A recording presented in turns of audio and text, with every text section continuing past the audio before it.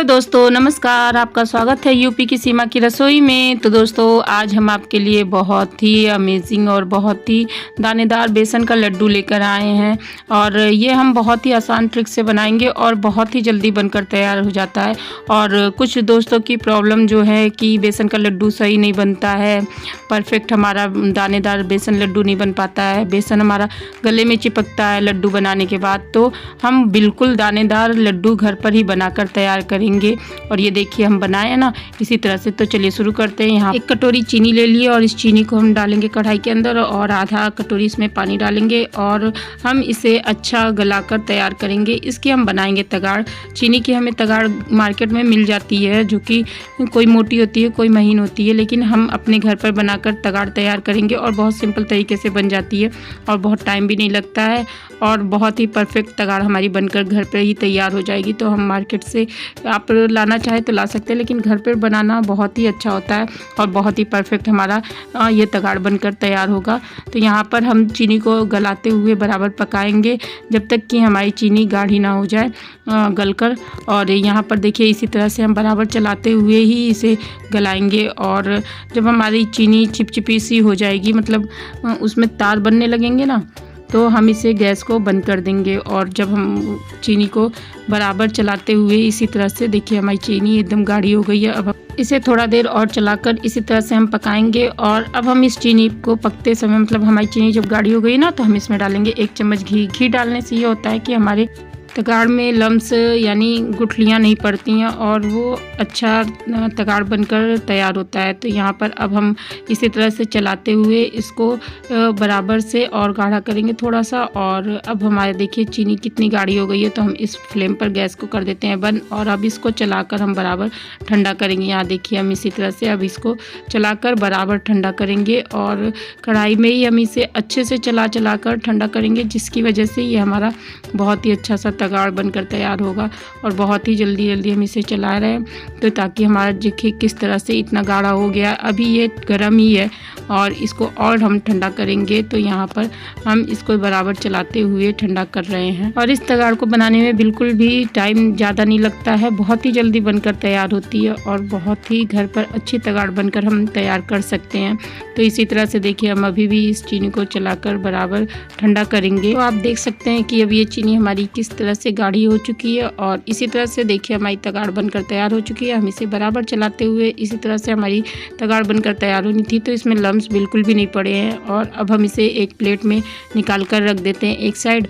और ये देखिए कितना अच्छा हमारा तगाड़ बनकर तैयार हुआ। अगर आप में लम्स पड़ जाए ना, तो आप इसे चलने से चाल कर भी तैयार कर सकते हैं और बहुत ही अच्छा तैयार होगा। तो यहाँ पर मैंने एक कढ़ाई रख दी है, उसमें डाल दिया है आधी कटोरी से थोड़ा ज़्यादा घी। और घी हम बेसन के हिसाब से ही लेंगे, तो हमने यहाँ पर 2 कटोरी बेसन का लिया है, तो यहाँ पर हम आधी कटोरी से थोड़ा ज़्यादा घी लेंगे। घी हम ज़्यादा एक साथ नहीं डालेंगे, थोड़ा थोड़ा ही कर डालेंगे, जिससे कि हमारा बहुत ही अच्छा लड्डू बनकर तैयार होगा।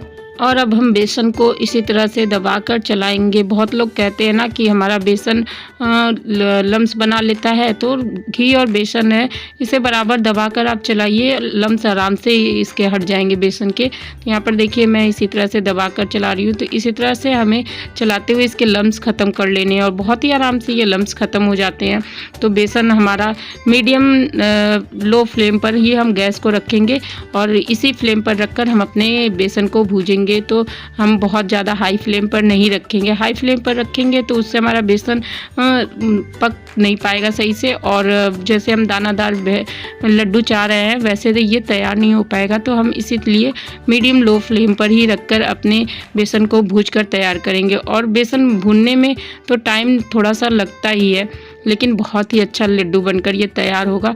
और हाथों को बिल्कुल भी रोकना नहीं है। अगर हम हाथों को रोक लेंगे ना, तो नीचे का बेसन हमारा देखिए जलने लगेगा और ऊपर का कच्चा ही रह जाएगा। तो इसलिए बराबर चलाते हुए ही इसे हम पकाएंगे।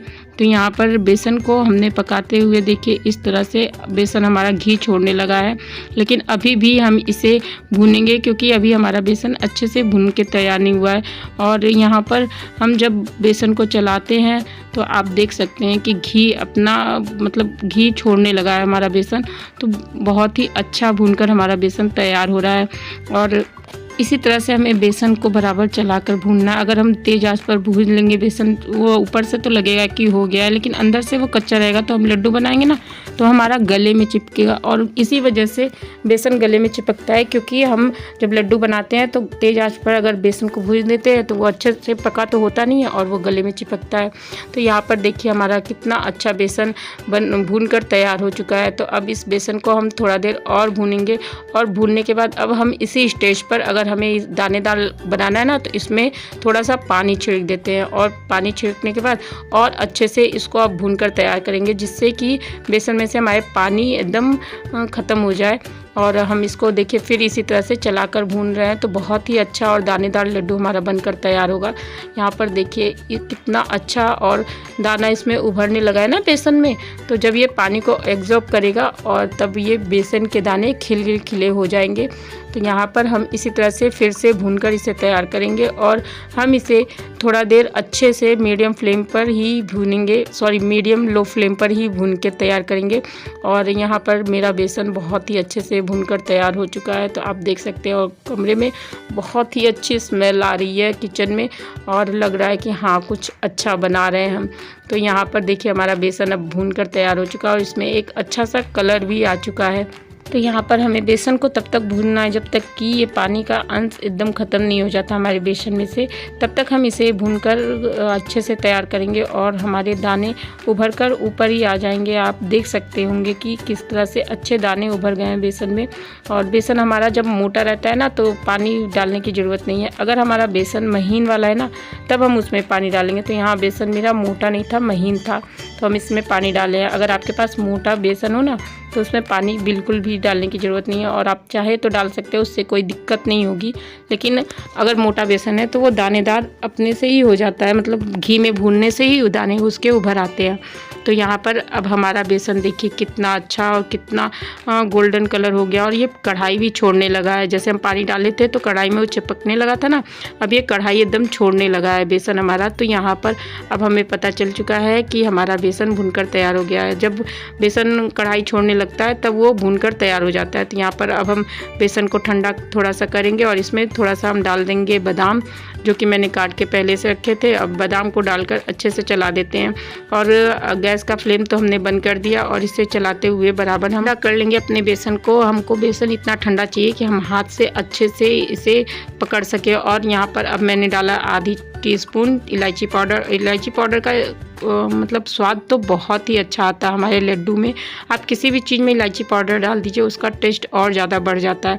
तो हम यहाँ पर दरदरी कूट कर इलायची पाउडर ले लिए थे। तो अब हमारा बेसन कुछ ठंडा हो चुका है, तो अब हम इसमें डालेंगे अपनी तगाड़ मैंने 1 कटोरी ही डाली है इसमें नाप कर, और क्योंकि ये बेसन हमारा 1.5 कटोरी था तो तगाड़ हम 1 कटोरी ही डालेंगे। आपको मीठा अगर ज़्यादा खाना पसंद हो तो और ज़्यादा डाल सकते हैं, लेकिन यहाँ पर 1.5 कटोरी बेसन के लिए 1 कटोरी तगाड़ बहुत है।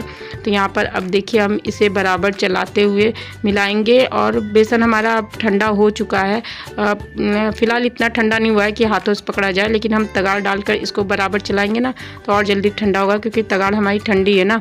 तो यहाँ पर देखिए हम इसी तरह से चलाते हुए बेसन और तगाड़ को अपने अच्छे से मिला देंगे, और मिलाने के बाद फिर मैं आपको दिखाती हूँ कि हाथों से इसको हम कैसे लड्डू बनाकर तैयार करते हैं बिना किसी झंझट के। तो यहाँ पर देखिए हमारा बेसन अब हाथों से छूने लायक हो गया, और हम इसे हाथों से दबाते हुए इस तरह से लड्डू बनाकर तैयार करेंगे, और बहुत ही अच्छा, बहुत ही दानेदार लड्डू हमारा बनकर तैयार होगा।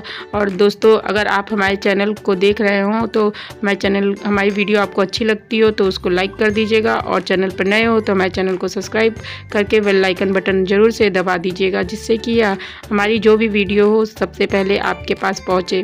तो यहाँ पर देखिए मैंने इसी तरह से दूसरा लड्डू भी बना लिया है, और अब हम इसी तरह से अपने सारे लड्डू बनाकर तैयार करेंगे। यहाँ पर देखिए कितना अच्छा ये लड्डू बनकर तैयार होता है। तो हम इसी तरह से अपने सारे लड्डू बना के अब हम तैयार कर लेंगे, और आपको सारे लड्डू जब बन जाते हैं ना तो हम आपको दिखाते हैं कि हमारे सारे लड्डू कितने अच्छे और कितने दानेदार बनकर तैयार हुए हैं। बहुत ही अमेजिंग लड्डू ये बनकर तैयार होता है और आप इसी ट्रिक से बनाएंगे तो आपके लड्डू बहुत ही अच्छे बनेंगे और एकदम हलवाई जैसे ये लड्डू बनकर हमारे तैयार हो चुके हैं। तो यहाँ पर आप देख सकते हैं कि फटाफट मैंने कितने सारे लड्डू बना लिए। जब भी आपका लड्डू खाने का मन कहे तो आप घर में इसी तरह से लड्डू बनाकर तैयार कर सकते हैं। ये देखिए मैंने आपको फोड़ कर दिखाया कितना अच्छा कितना दानेदार लड्डू बनकर हमारा तैयार हुआ है। तो आप भी अपने घर में इस लड्डू को बनाइए, खाइए, खिलाइए और अपने अनुभव हमारे साथ ज़रूर से शेयर करिएगा और हमें बताइएगा कि हम आपके लिए आगे कौन सी रेसिपी बनाकर तैयार करें। और बहुत ही अच्छा और बहुत ही दानेदार लड्डू ये बनकर तैयार हुआ है। लेकिन कुछ बातों का आपको यहाँ पर ध्यान रखना बहुत ही ज़रूरी है, जैसे कि मैंने बताया ना कि बेसन को धीमी फ्लेम पर भूनना चाहिए। तो फिर मिलते हैं ना।